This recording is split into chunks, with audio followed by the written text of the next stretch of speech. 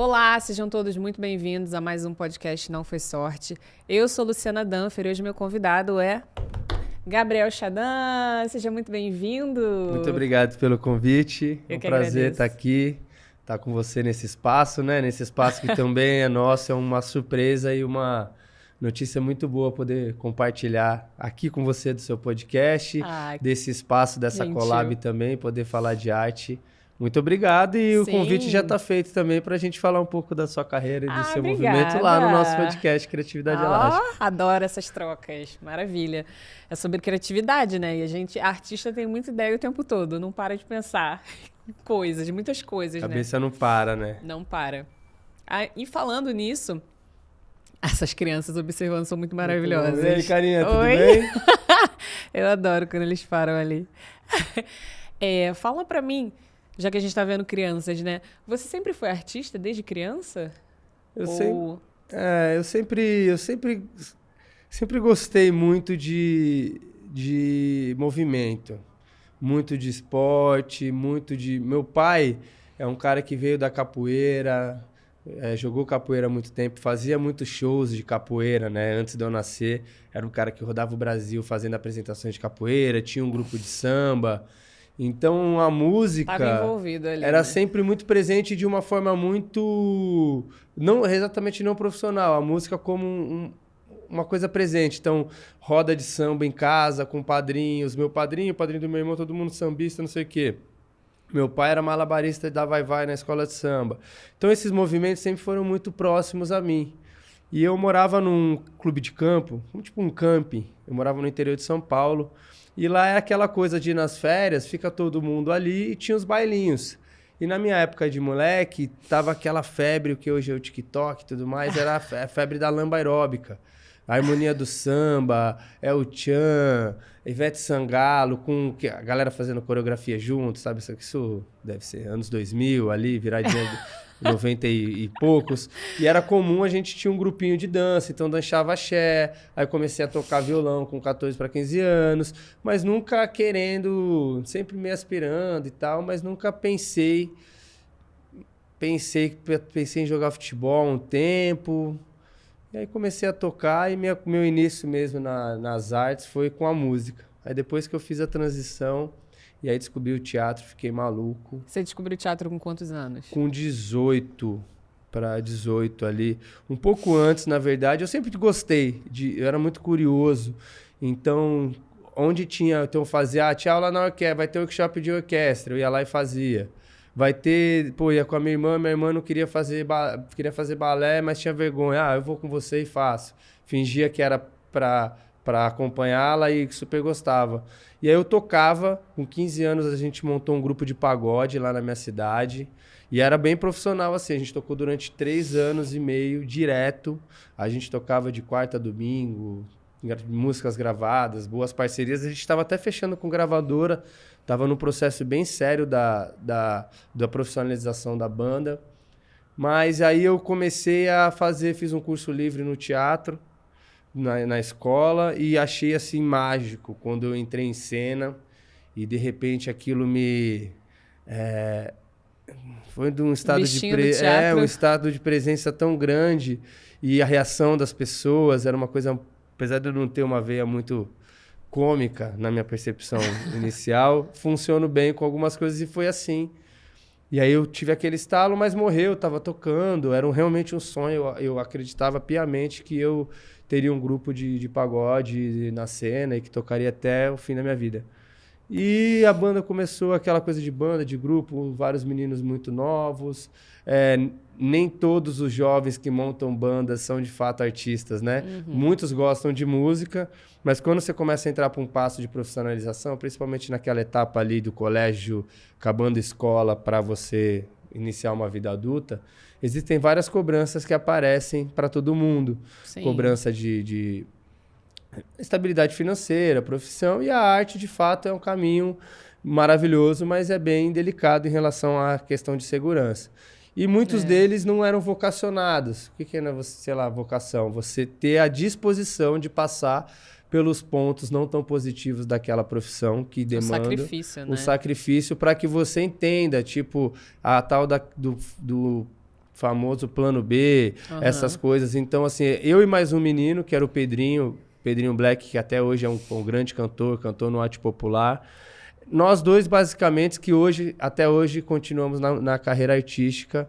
E isso mostrou também que realmente a galera, todo mundo muito talentoso, os meninos eram maravilhosos, mas a cabeça ficava sempre dividida.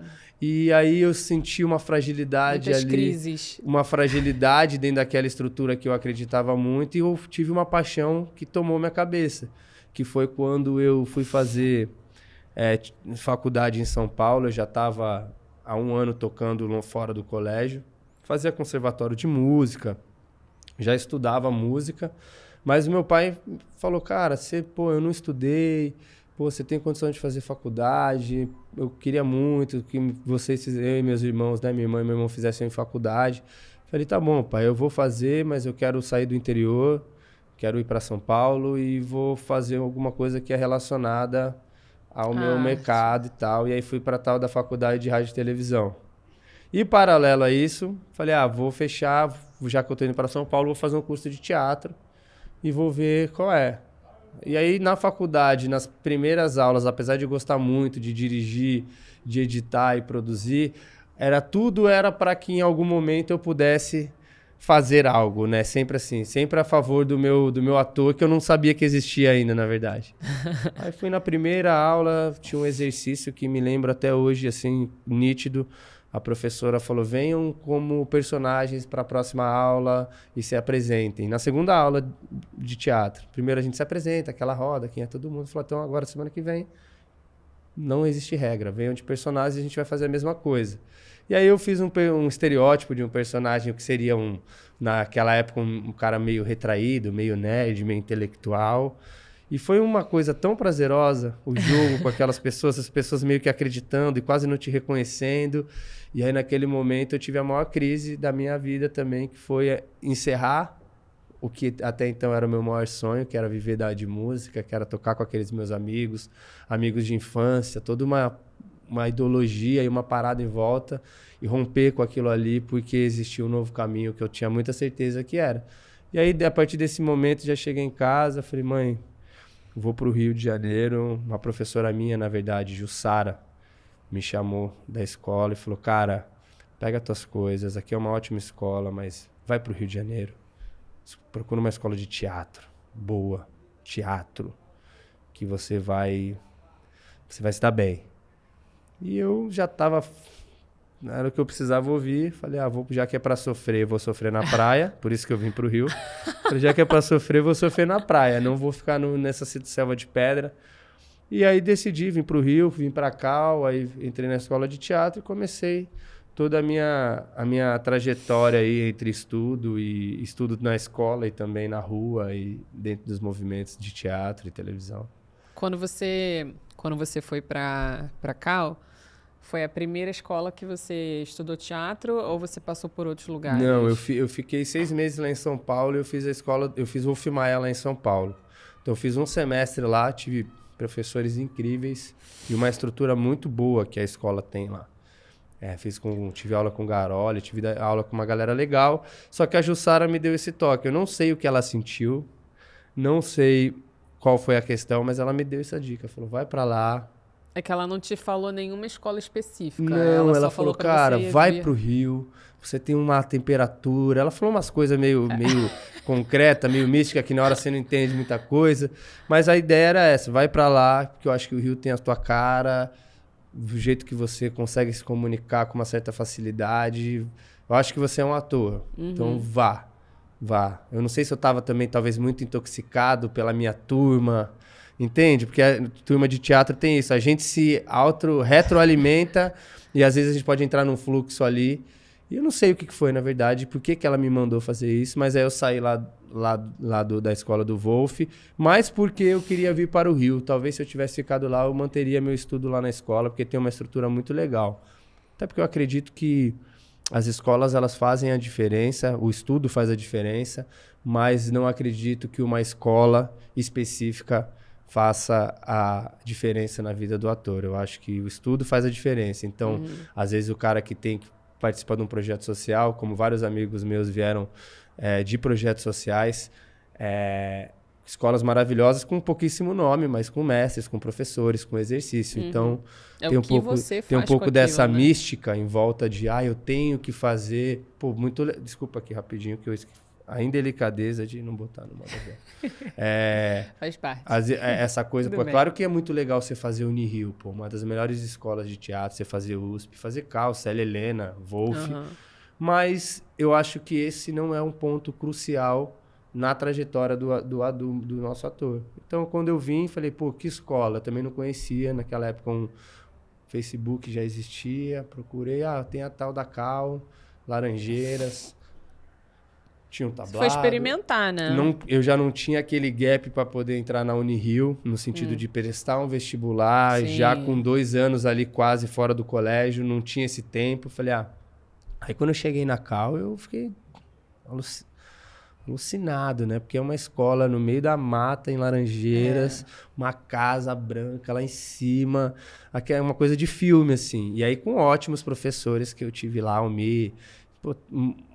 muita gente assim, muito legal, Moacir Chaves, uma galera que transformou o Lolô, uma galera assim que transforma. Quando você é jovem artista, você ter caras que são da cena para te falar, é por aqui. Eles já não tem aquela, deslumbre, não, mano, aqui, ator é isso, dá licença. Preto no branco. Talento talento é interessante. Até a segunda página, a partir daqui é muito trabalho, galera.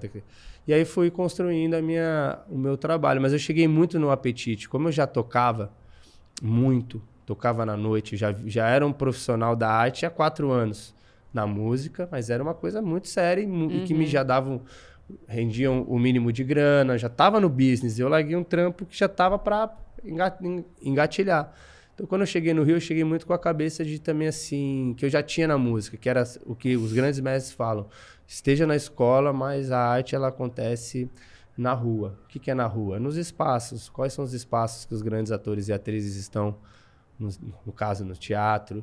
Quais são os workshops que você consegue fazer? Sim. Quais são os testes que você pode fazer? Obviamente, início de carreira, para talvez projetos que não sejam tão interessantes assim, mas que é muito legal você estar, porque para você também, você não é um grande artista tão interessante no começo da sua carreira. E aí cheguei nesse Apetite e com 3, 4 meses eu já tinha conseguido entrar para uma peça de teatro e aí não parei mais de trabalhar, assim, Sempre emendou um trabalho no outro? Até a pandemia, sim. Caramba. Eu tive, acho que um apetite muito grande com essa coisa, dessa sagacidade que eu trouxe de banda, de gig, de pagode, que é tá na rua, tá na noite, saber quem é o produtor, se conectar com a galera, fazer o network, vai ter o samba de não sei quem, vamos lá, vai tocar, não sei, mas vamos lá, vamos dar um oi, Eu já tinha muito essa pegada. Então eu acabei também tendo um processo um pouco rápido dentro do que é uma normalidade. O processo que eu entrei para fazer espetáculo, depois eu consegui entrar na televisão relativamente muito cedo. E acredito que não foi por causa, por uma referência de um talento acima da média, alguma coisa assim, mas mais essa união, sabe? De ter tá aplicado ali nos estudos, mas também tá com muita fome de fazer, Sim. por ter deixado uma coisa que eu acreditava muito. Então as coisas foram meio que acontecendo desse jeito, para mim. E aí fiquei emendando uma coisa na outra. Apesar de nunca ter ficado contratado lá na Globo direto, eu trabalhei lá todos os anos desde que eu entrei a primeira vez para lá. Então eu fiz Malhação, aí fui para Avenida Brasil, aí fiz Lei do Amor, Liberdade e Liberdade. E a última novela que eu fiz foi A Lei do Amor. Fiz Amor à Vida e A Lei do Amor. Foi com a Cláudia Raia, foi uma novela incrível. Filho da Foram Lolo sempre contratos, então, né? Foram sempre contratos por obra, mas eu não ficava 3, 4 meses, no máximo 6 meses, sem já retornar para um produto novo da casa. Que é uma raridade, né? Você emendar um trabalho no outro raridade. assim. É um trabalho e é totalmente louco mesmo, porque não tem uma regra. Você fala assim, como é que foi? Não tem uma regra. Vários caminhos diferentes para artistas e atores e histórias diferentes. Mas eu fui de forma muito assim, agora não tem mais nada. E de repente, fazendo todo aquele processo de construção, fui conseguindo pegar um personagem muito bom, aí um outro personagem que... Um pouco menor.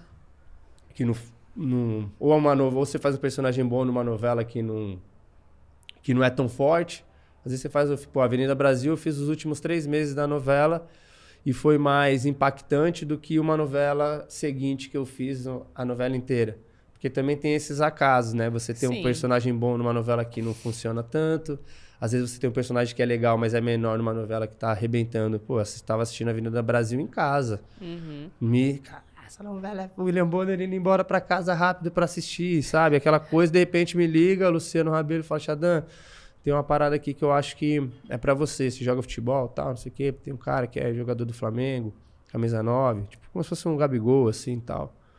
E aí, depois de 2 dias, eu tava participando de uma novela que tava, assim, num sucesso muito doido. E aí são aqueles altos e baixos e as escolhas também, né? Que a gente vai fazendo.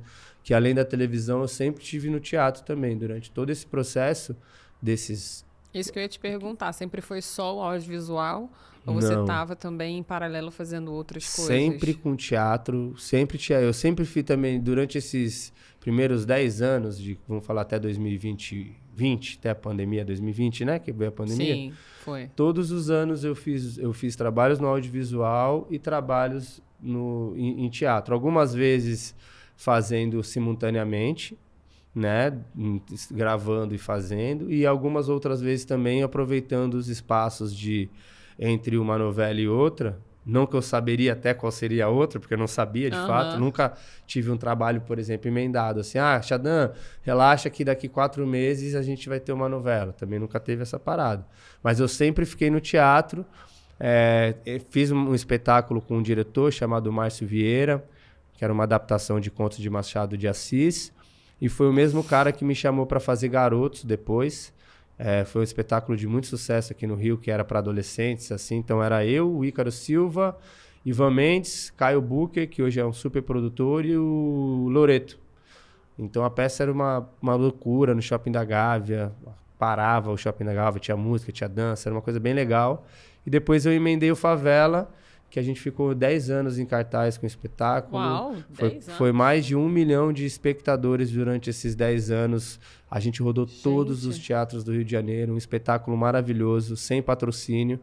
E aí fiz também alguns outros espetáculos paralelo a esse. Eu fiz Roleta Russa também, que é do Rafael Montes, que é do Bom Dia Verônica. É um autor que está super bombando. Ele é um autor estourado com os livros e a gente montou o espetáculo Roleta Russa.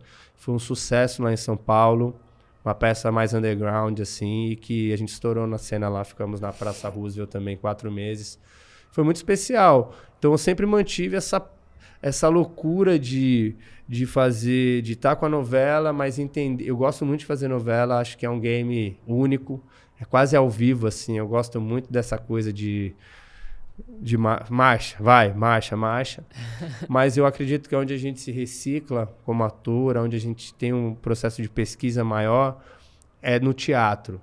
Porque tanto o cinema, a série e a novela já é muito mais rápido, mas esse laboratório que o teatro te dá dos ensaios e da repetição de uma mesma coisa. Sim. E também o teatro você acaba fazendo temas mais diferentes, mais singulares, né? Do que às vezes... Um pouco fora da realidade, E né? aí você acaba se permitindo uma construção.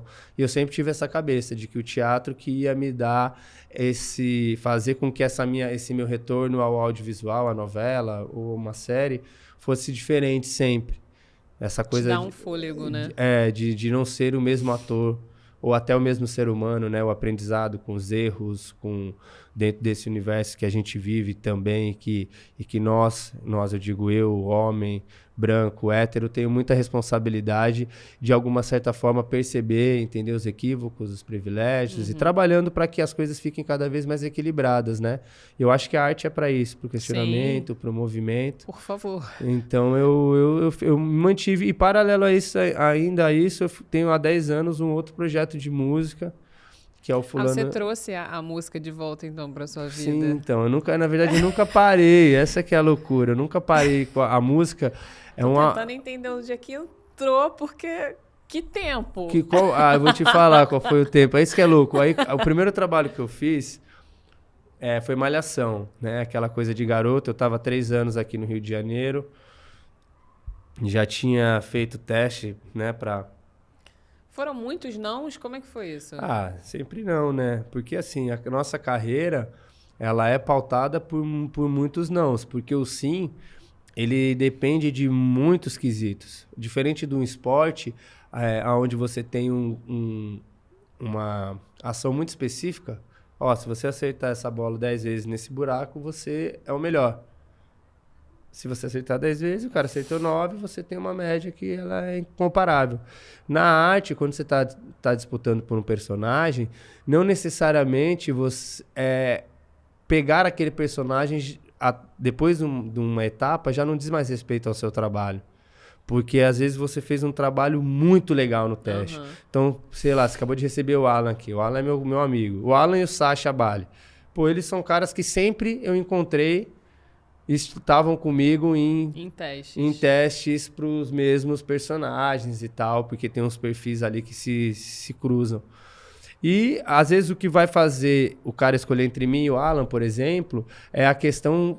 O pai. Puta, o pai desse personagem tem a cara do Alan e não tem nada a ver com o Xadan. Então, às vezes, você passar ou não... Vai além de você, vai além. Tem vezes que você faz um teste ruim. Acontece de você fazer testes ruins. Puta, hoje eu caguei, putz, que ruim. Não, hoje não foi bom. Errado, Mas eu já... E o não, principalmente no começo da nossa carreira, e a gente sempre tem que trabalhar isso, na verdade, até o final, a gente fica muito egocentrado, né? A gente fica muito numa perspectiva nossa sobre nós mesmos, né? Olhando pra gente de um ponto de vista que, na maioria das vezes, é muito distante do real, porque a gente hiperdilata nossos defeitos, a gente tem uma síndrome do impostor ali, que eu acho que é um pouco natural dos atores sérios e artistas, que é sempre se colocar em questão ali e tal. Mas uma autocrítica bem pesada, né? Normalmente a gente se critica muito. E tem que ser positivo, você tem que ter um olhar bem cético com o trabalho, por isso que eu gosto de assistir as coisas, porque eu acho que é ali que a gente lapida um pouco da nossa expressão, né? O que eu quero passar com o que foi imprimido no vídeo. Mas o não, ele faz parte direto da vida do ator. Por esse motivo que eu tô te falando, pelo menos até um certo ponto mas eu acho que é para sempre, né? Porque eu tava vendo o Rodrigo Santoro falando, que é o Rodrigo Santoro e que é Rodrigo Santoro, ponto.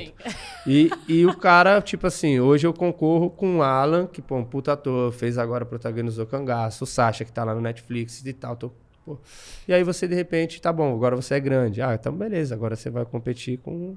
É você? Ah, quem que é aí? Tá, você e o Wagner. Wagner Moura, tá bom, tá entre você e o... Sei lá quem, o cara do Matrix, tá, sabe assim? O Keanu Reeves é outro nível de... Então, a escala sobre a escolha, ela não necessariamente é para saber se o Rodrigo Santoro é um bom ator ou se o Keanu Reeves é um bom ator. A questão é qual desses caras que tem uma expressão incrível vai entregar para nós, para a direção, para o texto, para aquela história, o que a gente está buscando. E às vezes é um detalhe de uma coisa muito pessoal, de uma energia muito pessoal. Por isso que a autocrítica, até vi aquela preparadora de elenco que veio aqui falando, esqueci o nome dela, que morou em Londres lá. A Marina Rigueira? Ela, falando isso, que esse processo de você não se entender o carisma, né? Esse diferencial único, que é só o que você tem, e que na maioria das vezes é o que a gente tenta esconder, esse único, esse novo, né? Porque a gente vai botando várias máscaras e várias personas de coisas que a gente entende que é o nosso melhor. Sim. Aqui é a minha melhor expressão, aqui é meu melhor sorriso, ou aqui é a minha... Não, e na verdade, talvez a gente não seja a melhor referência para saber o que de mais belo a gente tem. Então, como é que a gente faz isso? Aí um grande mestre, que foi meu agente, inclusive, durante 15 anos, que é o Antônio Amancio, tinha uma escola... Estudei com ele. Antônio ele é um mestre, tanto que agora o escritório fechou, porque ele, graças a Deus, vai voltar a viver arte, que ele é um bruxo, né? Pra mim, ele é um bruxo, guru, um mago. Esse cara transformou minha vida e ele sempre falou isso. As máscaras, vocês estão roubando. Para de se esconder e de se defender. Vocês não sabem onde está a beleza de vocês. Deixa vir, porque aí a gente vai entender. Então, essa autoanálise, puta, aqui eu roubei.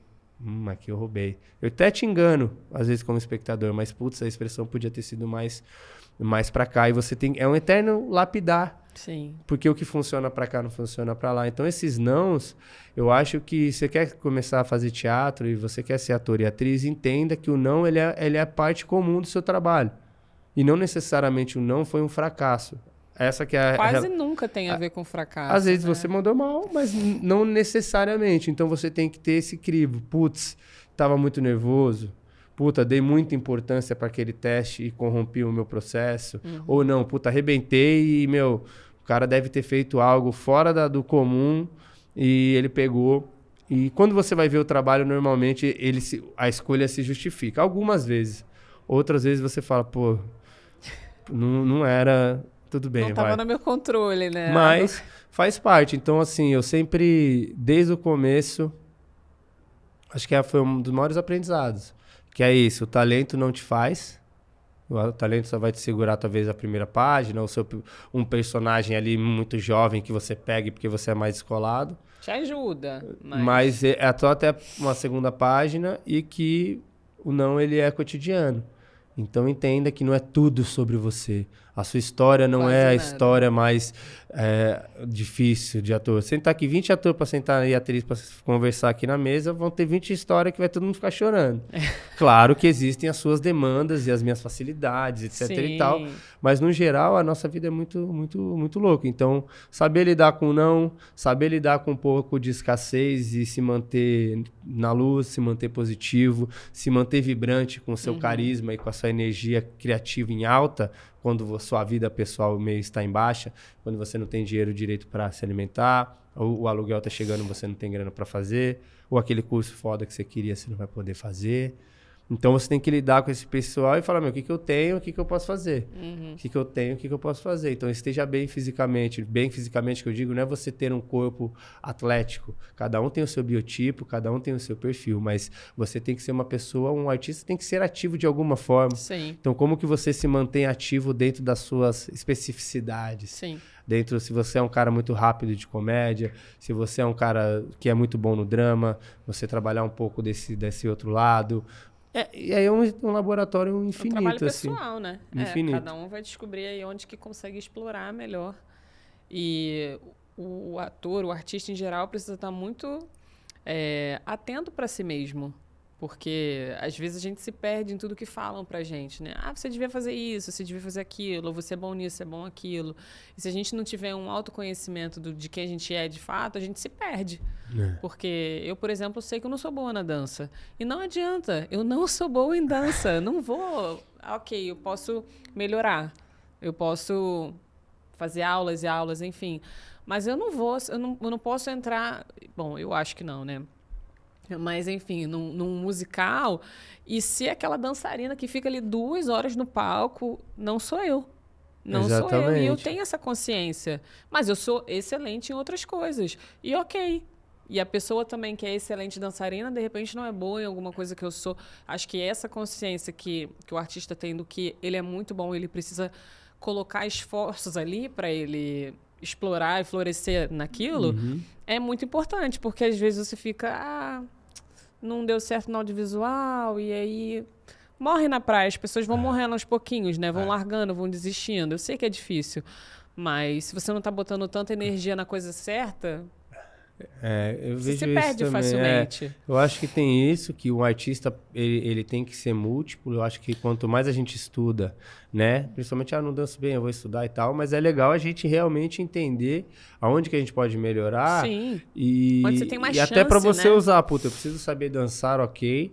Porque quando precisarem de uma atriz que dança... Claro. Agora, às vezes eles querem uma bailarina que atua. Entende? São essa que eu não sou. Isso são horas de voo, que eu falo horas de piloto.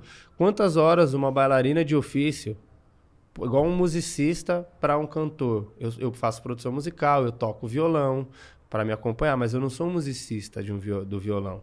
Porque o musicista ele tem uma preparação de horas diárias em cima daquilo e de refinamentos que eu vou fazer bem, vou tocar aqui bem.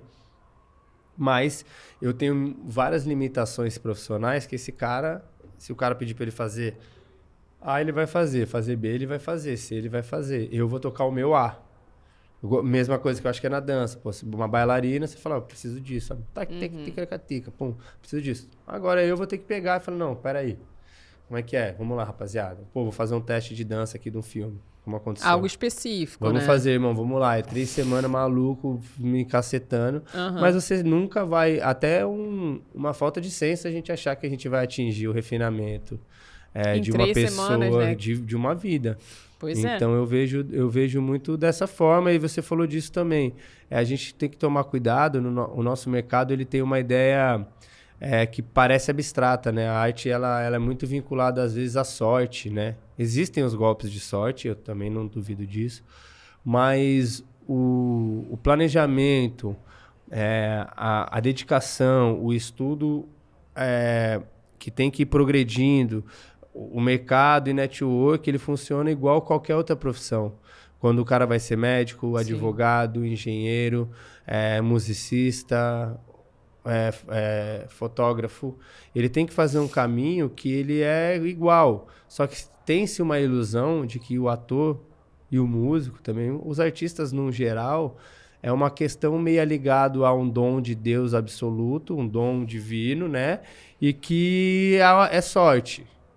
Então, só que 90% das pessoas que acontecem em todas as áreas são de muita luta, muita batalha, muita perseverança, muita labuta. Então, eu acho que as pessoas que vão se ficando no caminho, elas talvez tinham uma ideia equivocada, inclusive, do que era a profissão ou o próprio caminho. Por exemplo, uma frase que eu ouço muito se não der certo em 2 anos, se não der certo em 4 anos, eu me dei até em 2000 e tanto para estourar. Mas quem é você para delimitar não, isso, mas né? E o que é estourar? Porque você pode fazer uma novela das 9, arrebentar e não fazer mais nada, velho. Saca? Você pode fazer... Como é que você vai suportar quando você não tiver nada? Né? Então, esse lugar que eu acho que diferencia os que se mantêm e os que ficam. Que é o ponto, a gente volta à vocação. Qual é o amor que você tem pelo que você faz, para que primeiro você entenda qual é o processo que você precisa para ser um ator. O quanto você está disposto, né? Disposto. Você acha que você vai ficar em casa criando com seus amigos? Pô, a escola de teatro é uma coisa linda. Você fica lá na sala, estudando horas e faz aula de corpo. Aí você discute sobre aquilo. Aí você... Pô, é um processo tão gostoso. Só que, assim, a vida do artista... Ele é para além aquilo a gente faz tudo para aquele momento, para chegar na sala de ensaio. Só que é aí que eu acho que talvez seja o grande déficit hoje das instituições de artes cênicas, que eu não sei as outras. Mas, no geral, eu acho que as instituições de ensino, elas pecam muito nesse lugar de uma formação de posicionamento, de produção e de entendimento dos artistas do que é o mercado em si. Eu vejo que tem um mercado alternativo, principalmente com o estouro da internet e tal, onde os caras estão tendo a sacada de trazer referências do mercado para dar workshops, por exemplo. Tem aquela produtora de elenco, Casca Grossa, que está nas 5 maiores produções nacionais, ela vai dar um workshop para falar para os atores como que funciona o sistema de cadastro, qual é o tipo de fotografia que se espera. Esse tipo de comunicação, eu entendo que poderia ser mais integrado para ajudar a gente, os artistas, a saírem um pouco mais preparados para o mercado fora do palco. Porque dentro do palco a escola te dá o suporte ali, dentro do limite de cada uma. Agora fora eu sinto que podia ter um pouco mais de sagacidade das escolas, assim, para ajudar a gente a sair de uma forma mais preparado. Porque no seu caso você até trabalhou enquanto você ainda estava estudando. Mas muita gente fica ali na formação só fazendo as peças dos semestres, não trabalham por fora profissionalmente e quando acaba não sabem o que fazer. Isso é o que mais acontece. E aí se perde uma formação, você pega o diploma e faz o que com aquilo? Porque durante a sua formação, muitas pessoas do meio estavam ali, muitas pessoas poderiam ter te falado coisas te dado direcionamento, poderiam ter te mostrado alguns caminhos. De repente você não ia trabalhar, mas você ia despertar uma curiosidade de buscar mais entendimento sobre aquilo, o que fazer depois. E se não está no palco, como produzir, como dirigir, como ser um assistente. Diversificar o seu mercado, porque se você é só ator, se você só sabe atuar, é muito complicado. É muito restrito e cada vez mais, porque... É esse treinamento mental mesmo, que eu acho que eu tô vendo isso em vários espectros, assim. No esporte tá se colocando muito isso em questão, né? Porque os grandes vencedores hoje, tanto no futebol nacional quanto no futebol internacional, por exemplo, são as pessoas que têm, ou os times, ou as equipes que têm uma estrutura que pensa muito bem na gestão além do set ou além do campo. Que é isso, como é que esses atores estão, qual é o tipo de tendência psicológica que os atores tendem a se... E aí essa discussão, eu tive a sorte de ter encontrado o Antônio, que é um cara que pega muito nessa linha filosófica, que é neste preparo cênico, mas também um preparo do entendimento real de como funciona o mercado. A primeira coisa que ele falava, não espere nada do seu agente. Como assim? Pô, achei que vou ter meu agente agora e fico em casa na minha piscina enquanto ele traz trabalhos para mim. Não é isso. Muitos trabalhos chegam através do seu agente. Mas muitos trabalhos que eu tive na Globo, a maioria, não foi pelo escritório. Foi através de contatos diretos, de você estar no ambiente A, no ambiente B, mandar um e-mail pessoal e arrumar o contato da pessoa e conseguir o teste. Sua busca. E aí é muito legal, porque quando você consegue o trabalho, você tem um escritório bacana para negociar seu contrato, ele tem uma responsabilidade em gerir e trazer novas possibilidades agora que você tem um trabalho interessante de visibilidade. Mas é um trabalho conjunto. Não é aquela coisa uma das parceria. antigas. Agora eu tô na gravadora e agora eu fico em casa compondo, tomando chá e vou ficar aqui. Hoje o músico, se você não se autoproduzir, se você não gravar, se você não estiver na rede, como é que as pessoas vão te encontrar? E aí é meio que esse caminho que eu sempre fui. Eu tinha uma cabeça meio diferente por essa... sorte de ter vindo de uma banda, tal, essas coisas inexplicadas, mas que eu já cheguei muito ligado em estar nos nichos diferentes, tinha o nicho da escola, tinha uma galera do teatro, que era um teatro todo galera vindo de projetos sociais com o Neco, com a galera que tinha umas oficinas, que era a galera que também fazia as comissões de frente de umas escolas de samba, e aí tinha minha galera do rap, da música, que era uma outra tribo. Aí tinha meus amigos que estavam fazendo televisão que me faziam estar perto de pessoas. Então aquilo era um grande... Você nunca sabia de onde você vinha. E aí as coisas começam a se encaixar. Então essa sorte de você também ter a percepção com esses mestres que você encontra e também a atenção com... que é o que tem muito no mercado. Nesses mercados que mexem com o lúdico, com a vaidade, com muito dinheiro, tem muitas pessoas de índole duvidosa, que usam o sonho de jovens artistas para ganhar dinheiro, para vender curso que o cara nunca dirigiu nada e está fazendo curso de direção. O cara nunca atuou em nada e está falando como é que a pessoa vai atuar para entrar na televisão. E aí você tem muito disso. Muito, muito mesmo. Então, pessoas que gastam dinheiro... investem às vezes no dinheiro que não tem, porque a gente tem que fazer mil coisas, né? Também tem essa consciência que muitas vezes você vai ter que trabalhar na loja do shopping, você vai ter que fazer um dinheiro lá no restaurante, você vai pilotar um Uber, mas tudo...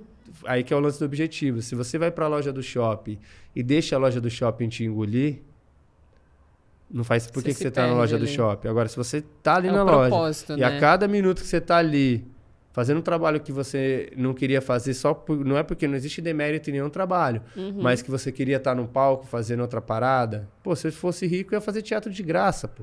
Porque pra mim é a onda que eu gosto de fazer, mas eu tenho que ganhar dinheiro e tal, a gente tem que se mexer. Então, essa coisa de você ter o seu objetivo na sua cabeça. Bem claro, né? E aí foi o que você me perguntou. Você falou, pô, Xadan, aí você ficou, direto trabalhando. Fiquei quase 8 anos na Globo, teatro, peça, viagem. Aí saí da Globo, fui convidado para fazer uma série da Disney internacional, até com o André Lamoglia, que é o ator que está fazendo Elite, que está estourado no mundo inteiro. Beijão, André, um moleque incrível.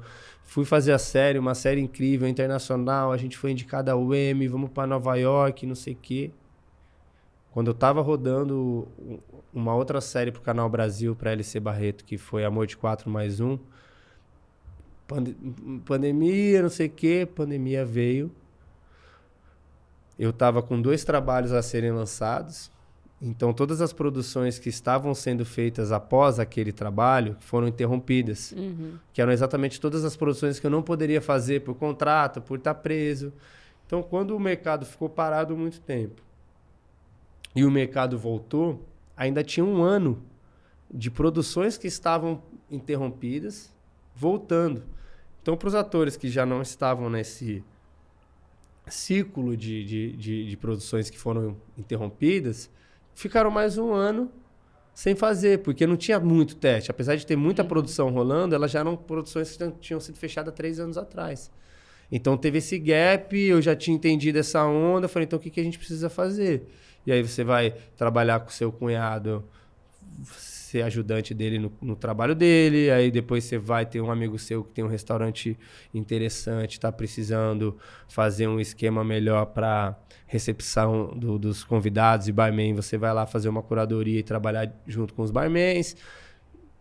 E isso já de uma carreira que, teoricamente, você é um cara estourado, você tem seus seguidores, você tem você aqui no Instagram, você é um cara que apareceu na TV, você é um cara que contracenou com a Cláudia Raia, e daí? E de repente isso não significa nada, porque, né? na verdade, nunca o que significa pro ator é o movimento e a expressão. Você acaba de fazer uma novela, você já quer fazer outra coisa no outro dia. Não tem essa sensação? Você já quer fazer. Não é O vazio incomoda, claro que você né? precisa de intervalos, às vezes, né, mano? Pô, pega 1, 2 novelas atrás da outra, teatro, você quer uma pausa curta. Mas, no geral, eu sinto essa conveniência, assim. Essa urgência, de né? como a gente se... E aí foi uma loucura pra mim esperar e pela primeira vez... E aí minha filha nasceu, que eu tava te contando. Minha filha nasceu um pouquinho antes da pandemia. E aí seu dinheiro que você tinha já não existe mais. Você juntava dinheiro? Não muito.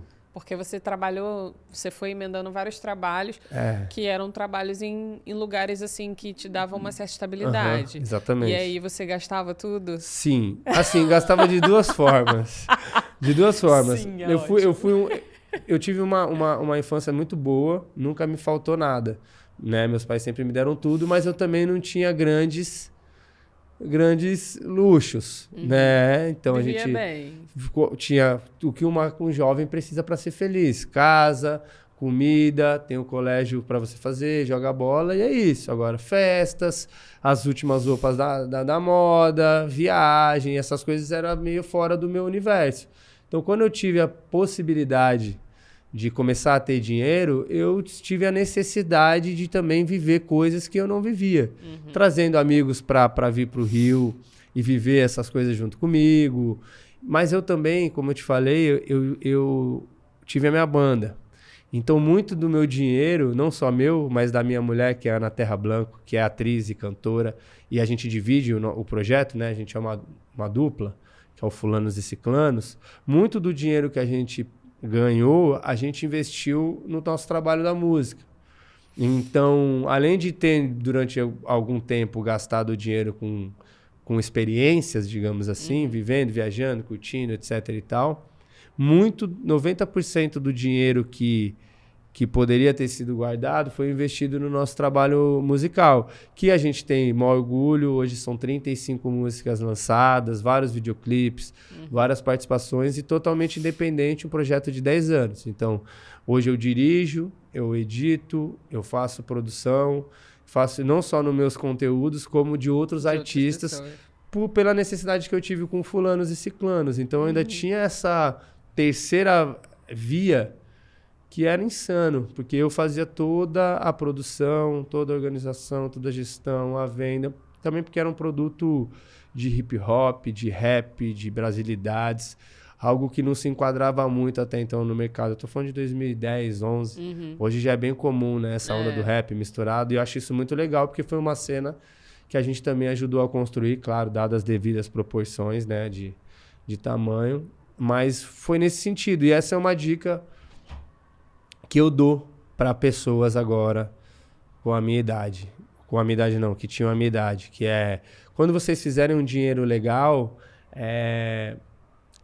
cuidem um pouco melhor dessa grana. Porque pode ser que ela Pode ser não, eventualmente. ela vai faltar. Então, assim, também assim, eu também acho importante, viva suas experiências. Não seja uma pessoa inconsequente, mas viva também, porque você, Sim. jovem, você só vai ser uma vez mesmo, assim, aquele 20 e poucos anos.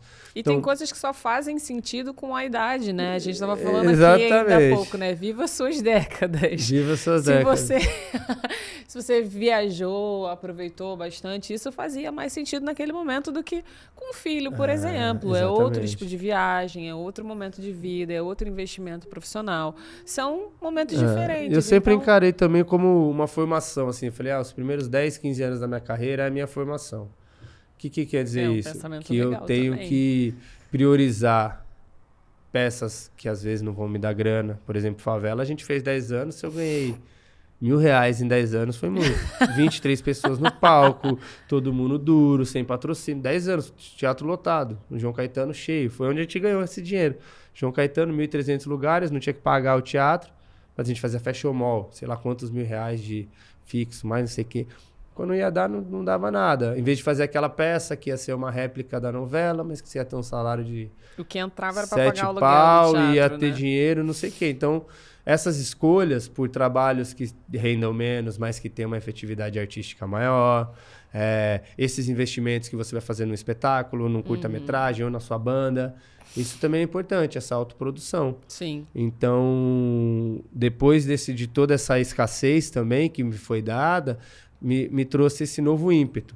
Tanto de empreender melhor esse dinheiro que entra, para que o meu artista sempre tenha mais ferramentas e mais tranquilidade para viver e para trabalhar. Então, depois desses 3 anos, quando foi meados de julho de 22, começou a rolar o teste da série DNA do Crime, que foi o meu primeiro trabalho pós-pandemia. E eu passei no teste, a gente rodou de outubro a fevereiro e estreou em novembro desse ano. E aí foi um grande sucesso no mundo, a gente ficou em primeiro lugar em mais de 80 países e ficamos em segundo lugar só para The Crawl, que é a última temporada. Então, assim, foi um sucesso em... Outro nível também, né? A gente tá falando aqui, né, de... Mas isso que foi mais louco, porque não foi daqui. Essa que é a parada. A nossa série, aí é um mérito do Heitor, que é o showrunner do projeto, o dono da produtora e toda uma equipe dele que é... Esse cara é excepcional, né? Um cara alucinante. De apresentar um grande projeto, a Netflix chegou com um investimento também muito poderoso, no nível que se precisa ter para ter uma produção desse porte, e a gente simplesmente bateu de frente com uma série que já era um sucesso e que estava com a sua temporada de encerramento. Então, o sucesso para a gente, para a equipe, para a rua, quando a gente vai para a rua, né? a gente vê, exatamente, galera da Turquia me mandando foto, galera da Itália, e tá top 1 na França, e tá top 2 na Espanha, você fala assim, peraí, aí você olha lá no case de produções, tá você e o Tom Cruise e sabe, Wesley Snipes, tem vários atores, atrizes incríveis e a gente ali. Em lugares que, assim, não importa se você é o Cauã Raymond, ou se você é o Tomás Aquino, ou se você é o Alex Nader, ou se você é a Maeve Dickens. Não interessa. O que interessa, às vezes, num lugar distante é a história, é a obra. E eu acho que a gente está entrando num novo momento muito bom, para os atores e atrizes, onde a gente está conseguindo identificar melhor o que é o influenciador, que é uma profissão muito maneira, super relevante, que tem o seu caminho, porque... influenciador tem de todos os segmentos, né, bem nichados, mas hoje eu acredito que já tem uma diferença entre ator, atriz, influenciador, influenciadora, até com o próprio resultado de cena, porque para você ter um resultado, não adianta você botar um influenciador só porque ele é famoso para jogar futebol, o seu time vai perder. E eu acredito que o influenciador que não tem um trabalho cênico de preparação, naturalmente ele vai chegar meio... Não que ele não possa se preparar e se tornar um grande ator, uma grande atriz, mas também é um caminho, entendeu? Mas eu acho que o público hoje já entendeu A gente está perdendo essa coisa de ter que ter os medalhões para que os produtos tenham sucesso, principalmente quando você fala de produtos internacionais. Então, essa série está muito legal, a segunda temporada já foi confirmada. E a galera já tem data para gravar? A galera temos spoiler? tem sim, não tenho, assim, aquela velha história, não tenho muitas informações sobre o projeto, inclusive sobre o texto, sobre o que vai acontecer nessa sequência. Mas o que eu posso dizer para vocês é que com certeza vai ser uma temporada tão incrível quanto a primeira, porque é a mesma equipe, esse time está muito feliz, a própria Netflix está empolgadíssima com o projeto, e ali você tem grandes atrizes, grandes atores, e roteiristas, e diretoras. Tem, de fato tem. Então é um projeto que eu sou muito feliz e honrado de participar, e que eu quero ter vida longa também dentro desse projeto, mas é aquela velha história, a gente nunca sabe até o texto chegar na nossa mão. Que também é uma outra... E enquanto não chega, você faz outras coisas também, né? Você se envolve de coisas que você produz ou de projetos um pouco menores. Não fica só esperando que esse texto chegue à sua mão. Exatamente, que é o trabalho do ator. Você tem que correr, meu amigo. E aí, por exemplo, agora eu tô com a empreitada do meu podcast, né? Que é o Criatividade Elástica. Eu adoro conversar sobre arte, sobre vida, sobre criação. E queria trazer um pouco desses papos que eu tinha no camarim com grandes artistas, amigos meus. Eu falo, mano, a galera tem que saber disso. Principalmente as minas, os caras que estão querendo aspirar em ser artista e ter uma vida louca igual a nossa, para ter boas referências, né? Porque tá tudo tão inundado de imediatismo, de resultado, que eu acho muito interessante trazer as pessoas aqui para decopar esse processo e esticar esse processo para as pessoas que estão em casa, para elas entenderem, inclusive, a dificuldade, o trabalho e treinar a mente. Tanto para quem quer ser artista, treinar a mente, para dificuldade, quem não é, entender um pouco desses seres humanos por detrás dessas obras. E eu tô super feliz também com essa empreitada, ajuda a dar uma gastada na minha adrenalina criativa. É muita coisa na cabeça. Nossa, é muita né? coisa, Sempre eu adoro. Muitas ideias, muitos projetos. Eu acho que a maior loucura do ator é que ele tem, não só do ator, mas do artista em geral, né? São muitas ideias o tempo todo. E feliz aquele que consegue executar pelo menos 10% e executar bem. Porque não é só sobre fazer, né? Fazer de uma forma que, de fato, dê frutos, né?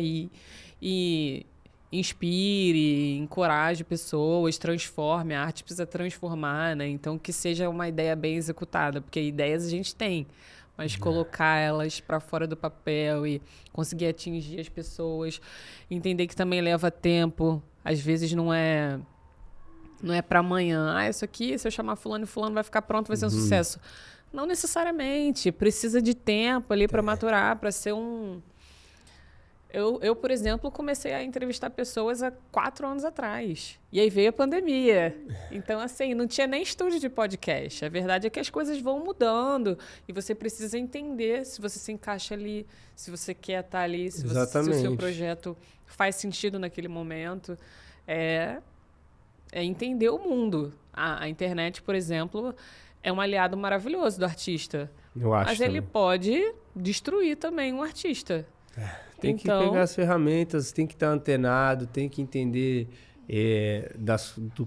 o que de novo está chegando, sabe? Eu acho que o artista tem a função de ser subversivo e ser inovador. E eu pensar no seu propósito, né? Acho que ser movido por um propósito. Que é a própria expressão, mas eu digo no sentido de estar atento ao novo. E eu vejo que às vezes tem uma tendência equivocada, não sei se é da nossa geração e tal, de ser um pouco careta mesmo com algumas questões e com algumas tecnologias. E isso aconteceu com o Instagram, todo mundo tinha preguiça, ninguém tava, hoje tá todo mundo aí ficando rico na internet, entendeu? Digo grandes atores e atrizes mesmo. Sim. Então acho que a gente tem que tá na frente com isso para que a gente entenda e ocupe esses espaços. Né? Que a gente povoe esses espaços com conteúdos que estejam interessantes. Se não tem música, a música não te agrada, então qual que te agrada? Faz as tuas. Pô, não tem esse podcast, é ruim? Qual é o que você pode fazer? Ou como que você pode somar dentro daquela comunicação doida, mas que traz a ferramenta. Hoje você faz testes pelo celular, hoje você tem algumas plataformas de cadastro para atores que funcionam bem pra caramba, assim. na medida do possível, que ampliaram a possibilidade de ator diferente de quando eu comecei, que você tinha que descobrir um e-mail e às vezes você podia mandar um e-mail e ser retaliado porque você está invadindo. Então hoje você tem uma plataforma, não só uma, mas algumas que você pode postar, que você pode deixar seu material. Então você pode se expor, colocar seu trabalho para jogo, exatamente, né? e você consegue entender o máximo que você vai como ganhar produzir e saber as etapas, né? Saber se você quer fazer um curta-metragem, qual a estrutura que você tem, né? Porque às vezes você quer fazer uma parada que necessita de milhões e você não vai fazer. Então, ou você tem muito... então, onde você está, o que você quer fazer um filme? Né? Qual é a sua realidade? Você quer produzir? Você tem que estudar? Como é que você faz? Mas o importante é que a gente fique nesse processo positivo e gostar do processo, porque o título, o pódio, ele é só um fragmento da nossa rotina artística. Então, é viver bem, viver feliz, se reciclar, aprender, porque é uma grande loucura mesmo. É muito louco ser artista. Mas é bom. Falando nisso, você lembra de algum super perrengue que você já viveu assim? Um engraçadinho? Não engraçadinho, mas é só pra não ser um perrengão infinitos. triste. É perrengue de tudo. De você chegar, como músico, você chegar num lugar pra tocar e tudo fechado. Tipo, você fechou certinho com o cara e você chegar lá, ninguém do lugar tá sabendo que vai ter show da sua banda. Tipo, não tem som pra banda. Vai ter show de banda hoje? Desse jeito. Então, perrengue, meu. Você vai passar. Vai chamar um ator pra fazer teste. Chega lá, era outro cara com nome parecido com o seu. Tem já aconteceu isso com você? Já. Aí você foi e vice-versa também. De chamar. Tem um amigo meu que é o Daniel Chaldon. O Chaldon, ele é músico. Só que ele também fez algumas coisas como ator e tal. Ele falou pra mim, cara, eu já fui 2 vezes, cheguei lá e falou, mas você não é o cara que eu chamei pro teste, cadê o cara que tá na foto? Ele falou, não, esse é o Xadan, o Gabriel Xadan. Então acontecem esses perrengues, carregar coisa e ter que pegar a moto, sair de Projac rápido de moto pra chegar em meia hora no teatro que vai começar. Dor de barriga,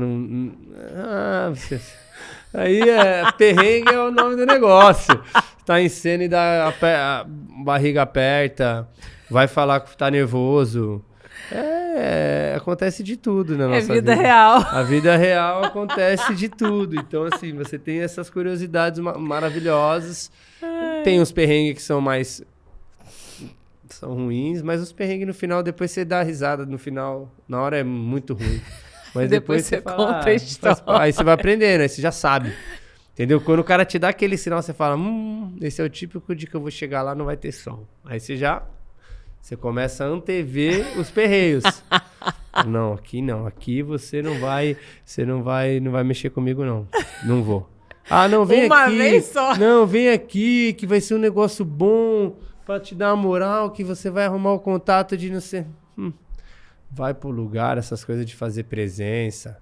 Na época era muita coisa de presença, viajar não sei pra onde, Nossa, aí era... Pra estar no evento, porque você acha que no evento vai estar o contato, vai estar não sei o quê, aí o cara te contrata pra fazer um negócio e no final você tá fazendo 10 negócios, entendeu? E você é pago por meio negócio. E aí você tem que te lidar com aquilo ali. Então, mas é uma vida... É muito legal, assim, os processos criativos, as construções dos personagens... próprio ensaio, né? Esse processo de ensaio dos espetáculos. São tantas histórias, tantos momentos, tantas conexões e aprendizados que formam a gente, né? Que deixam a gente cada vez mais a casca grossa. Tranquilo, para levar de uma certa forma mais tranquila, de não nem se emocionar muito quando você pega, nem... Tem que comemorar os êxitos, tem que comemorar, você tem que sofrer os danos, você tem que sofrer pra... Mas ficar pé no chão, né? Mas pé no chão, porque daí você curte aquele momento bom pra caramba que você tá vivendo e tá tranquilo. E na hora que você estiver talvez menos tranquilo, também tá suave, faz parte, aprende alguma coisa, vai aprender com Se não aprender, tá errado alguma coisa. Se estiver confortável demais, tá errado, né? Tá errado também, calma aí. Vamos... Gabriel, eu fiquei... Alguém te chama de Gabriel? Cara, Que eu já tô aqui, você já falou tantas vezes Xadã, que É, eu falei Gabriel 2 parece vezes, eu falei, até acho que eu você tô não tá se reconhecendo. aqueles caras que falam em segunda pessoa, terceira pessoa, né? Não, porque o Xadão uma vez não é assim. Ai, que coisa ridícula, desculpa se eu fiz isso. Desculpa, mas eu fiz. Foi mal, às vezes eu faço. Não, mas é porque todo mundo me pareceu que todo mundo te chama mesmo de Xadã. Eu acho que porque fica Gabriel, você tem 5 milhões de Gabriel, em qualquer lugar tem Gabriel, né? Então, aí quando eu botei... tanto que o Xadã nem tem no meu nome. Xadã é uma homenagem que eu faço ao sobrenome da minha avó e tal. E eu botei porque tem essa coisa que aí todo mundo é Xadã. E é Xadã, no set é Xadã. Mas algumas pessoas me chamam de Gabriel. Você e mais 2 pessoas. De vez em quando... Sua mãe? Minha mãe me chama... Depende. Sua mãe, talvez. Não, depende. A terra também, minha mulher, depende do modo que eu tô. Quando a gente tá trabalhando, ela me chama de Xadã. É muito doido isso. Não, Xadã não sei o que, Xadã não sei o que lá. E quando tá em casa de boa é Gabriel. Meu amor também, obviamente. Mas Xadã acho que ficou marcado. E meu irmão também usa. Meu irmão é Daniel Xadã. Só que ele é do meio de futebol e tal. E também todo mundo chama ele de Xadã. Então quando ele tá num ambiente que eu tô, que ele tá, é sempre uma confusão. Você é Gabriel e ele é o... Não, daí o cara falou, você é irmão do Xadã? Eu falo, cara, você tá de brincadeira comigo? Ele é meu irmão mais novo, cara, me respeita. Mas é tranquilo, mas o Xadã acho que é um nome que já fala 2 vezes, já fica. E aí tá aí, Xadã, mas fica à vontade. Pode me chamar de Gabriel, que eu também fico à vontade. Que bom, qual é o seu nome? Xadã tem meio um alter ego, uma coisa meio doida, sabe? Essa coisa do... Xadã é mais defendido, assim. Entendi. Mas tem uma carga mais de trampo mesmo. Mais forte, né? Não, mas é mais de trabalho, mas uma coisa é o entendi. Xadã. Quando tá Xadã, eu fico numa coisa mais antenada, mais no modo, assim. Aí Gabriel traz outras camadas de... Mais leve. De humanas. Não humanas, coisas pessoais que você, em ambiente de trabalho, né, nos espaços públicos, você dá uma filtrada mesmo, né? Uma tranquilizada e entrega o que você precisa pro seu Fica nessa. Então, Gabriel Xadã, muito obrigada. Eu fiquei muito feliz de conhecer um pouquinho mais da sua história e acho que essa troca é muito válida porque os processos eles ficam muito nos bastidores e a maioria das pessoas não sabe tudo que a gente passa, né, para chegar ao resultado final. E esse é o objetivo da gente estar aqui, de dar voz a esses processos, essas histórias. Então, muito obrigada por você ter aceitado o convite, pelo seu tempo de estar aqui. E, galera, sigam o Xadã. Eu tenho certeza que ele vai fazer muitos projetos ainda válidos que influenciem positivamente as pessoas, porque essa mentalidade é algo que faz naturalmente você escolher bons lugares para estar, para expor, para colocar a sua arte. Então, muito obrigada, fiquei muito feliz. Obrigado você, obrigado pelo espaço, vida longa com essa nova etapa do seu projeto. Obrigada. Já está feito o convite para você lá no meu podcast, lá não, né, para você vir aqui, hein? No meu podcast no Criatividade Elástica, que é aqui nesse estúdio também maravilhoso, pra gente falar um pouco do seu processo criativo. Aí botar você na berlinda, né? Mas adoro. É muito legal, agradeço você pelo espaço, acho sempre válido a gente falar sobre arte, sobre amor, sim, numa troca que enriquece todo mundo. Agradeço a vocês que estão aí, quem puder, vocês que estão aí, vão lá, segue nosso canal, por favor, é muito importante, não só o nosso, mas siga aqui também o podcast, siga o nosso e sim, todos os que você gosta, porque é muito importante que você siga e dê seu like. Mas de arte de alguma forma. E dê seu comentário, caso você gostou, se você gostou, você deixa seu like. Se não, tá tudo bem também. Mas se você curtiu, dá essa moral, porque é muito importante. Sim, pra gente continuar fazendo. Tamo junto demais. Vamos que vamos. Então é isso, gente. Até o próximo Não Foi Sorte. Um beijo. Tchau, tchau.